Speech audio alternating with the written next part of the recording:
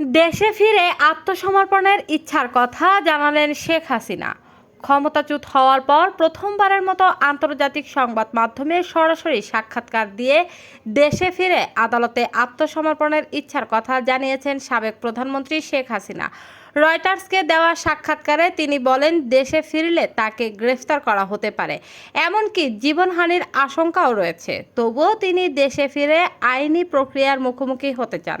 শুক্রবার প্রকাশিত ওই সাক্ষাৎকারে শেখ হাসিনা জানান, তার বিরুদ্ধে আনা অভিযোগ আদালতেই মোকাবিলা করতে চান। তিনি দাবি করেন, হত্যার নির্দেশ তিনি দেননি এবং বিচারিক প্রক্রিয়া শুরু হলে আদালতের নিরপেক্ষতা সম্পর্কে জনগণ নিজেরাই মূল্যায়ন করতে পারবে। 2024 সালের 5ই আগস্ট ক্ষমতাচ্যুত হয়ে দেশ ছাড়ার পর এটিই তার প্রথম আন্তর্জাতিক গণমাধ্যমে সরাসরি সাক্ষাৎকার। এর আগে বিভিন্ন গণমাধ্যমে লিখিতভাবে প্রশ্নের উত্তর দিলেও সরাসরি সাক্ষাৎকার দেননি। এর আগে এনডিটিভিকে দেওয়া এক সাক্ষাৎকারে তিনি দেশে ফেরার ইচ্ছার কথা জানালেও এবার প্রথমবারের মতো সম্ভাব্য সময় হিসেবে ডিসেম্বরের কথা উল্লেখ করেন। বর্তমানে বাংলাদেশে আওয়ামী লীগের রাজনৈতিক কার্যক্রম নিষিদ্ধ রয়েছে। একই সঙ্গে ছাত্র জনতার আন্দোলন দমনকে কেন্দ্র করে মানবতাবিরোধী অপরাধের অভিযোগে আন্তর্জাতিক অপরাধ ট্রাইব্যুনালে শেখ হাসিনার বিরুদ্ধে মামলা বিচারাধীন রয়েছে। সাক্ষাৎকারে শেখ হাসিনা বলেন, মৃত্যু যদি আসে তবে সেটি নিজের দেশের মাটিতেই হোক। তিনি আরও বলেন, আওয়ামী লীগের নেতাকর্মীদের অনেকেই বর্তমানে মামলার মুখোমুখি কিংবা আত্মগোপনে রয়েছেন।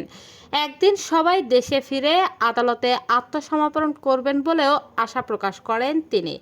আওয়ামী লীগের সাংগঠনিক কার্যক্রম সম্পর্কে শেখ হাসিনা জানান, দলের ওপর নিষেধাজ্ঞা থাকলেও পুনর্গঠনের লক্ষ্যে 300 সংসদীয় আসনের মধ্যে 125টি আসনের নেতাদের সঙ্গে অনলাইনে বৈঠক করেছেন।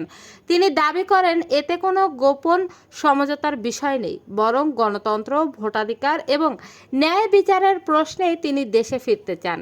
রয়টার্সের প্রতিবেদনে বলা হয়েছে, শেখ হাসিনার সম্ভাব্য প্রত্যাবর্তনের ঘোষণা বাংলাদেশের রাজনীতিতে নতুন করে আলোচনা ও জল্পনার সৃষ্টি করেছে। তবে তার বক্তব্যের বিষয়ে বাংলাদেশের সরকারের মুখপাত্র কিংবা ভারতের পররাষ্ট্র মন্ত্রণালয়ের পক্ষ থেকে তাৎক্ষণিক কোনো প্রতিক্রিয়া জানানো হয়নি। লিমা আক্তার।